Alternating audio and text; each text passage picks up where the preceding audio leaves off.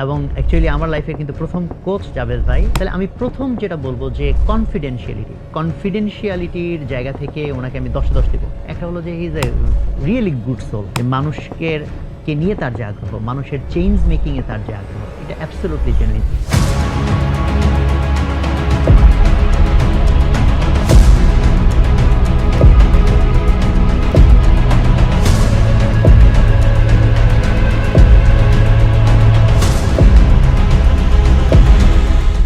আপনারা অনেকে হয়তো জানেন যে রিসেন্টলি আমি আমার একটা প্রজেক্ট নিয়ে অনেক এক্সাইটেড এবং যেটাতে সবচেয়ে বেশি সময় দিচ্ছি সেটা হচ্ছে অন্যরকম উদ্যোক্তা। সো এই প্রজেক্টটার এর আগের আরেকটা এমভিপি ছিল আমার পাইলট প্রজেক্ট। তখন এই প্রজেক্টটার নাম দিয়েছিলাম অরণ্য।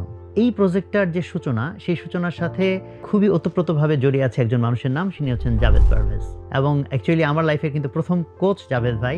জাভেদ ভাই কথাও এটা আই থিঙ্ক বলেন নাই, আর পাবলিকলি আমি এটা প্রথম বলছি। সো জাভেদ ভাইয়ের সেই কোচিং এর হাত ধরেই আমার অরণ্যের যাত্রা শুরু। এবং জাভেদ ভাইয়ের কথা বলতে গেলে অ্যাকচুয়ালি আমার কয়েকটা জিনিস অবশ্যই শেয়ার করা উচিত মনে হয়। একটা হলো যে he is a really good soul, যে ওনার কাছে গেলে একটা পজিটিভ ভাইব এবং লিটারেলি একটা যে ভালো মানুষ বলতে যে একটা জিনিস বোঝায়, তো যেটা তার মধ্যে প্রচন্ডভাবে আছে।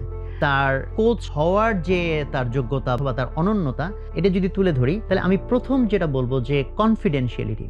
মানে ভাইয়া কাছে এত বেশি সেফ ফিল হয়, কনফিডেন্সিয়ালিটির জায়গা থেকে ওনাকে আমি 10/10 দেবো। আরেকটা জিনিস খুব ফিল হয়, খুব জেনুইন, মানে বাড়তি ভনিতা এটা অ্যাবসলিউটলি পাইনি। আর আরেকটা জিনিস খুব ইন্টারেস্টিং, সেটা হচ্ছে ভাইয়া হলো এই নমনীয়তার সাথে অনমনীয়। মানে উনি খুবই সফট, কোনো পুশ করেন না, এত নরম মনে হবে যেন যে ঠিক আছে উনি বোধহয় আমাকে চাপ দিচ্ছেন না, কিন্তু ওনার চাপ দেওয়ার কৌশলটা এত সাধারণ, এত সফট, এত ফিল হয় না, কিন্তু লিটারেলি একটা চাপ তৈরি হয়। রবিতে তো ভাইয়ার অনেক লম্বা দিনের career, he is from engineering background. তারপর উনি কিছুদিন রবিতে ফিনান্সে কাজ করেছেন, অ্যান্ড আলটিমেটলি উনি এইচআরে কাজ করেছেন। এবং এইচআরে যে শিফট হওয়া, ইঞ্জিনিয়ার হওয়ার সত্ত্বেও ফিনান্সেরও কাজ করার অভিজ্ঞতা থাকা সত্ত্বেও, সেটা হচ্ছে ওনার জেনুইন পিপল ইন্টারেস্ট, যে মানুষকে নিয়ে তার যে আগ্রহ, মানুষের চেঞ্জ মেকিং এ তার যে আগ্রহ, এটা অ্যাবসলিউটলি জেনুইন। যে কারণে রবির এতদিনের সেটেল ক্যারিয়ার ছেড়ে যে ধরনের কাজ করছেন মানুষের লাইফ চেঞ্জ করার জন্য।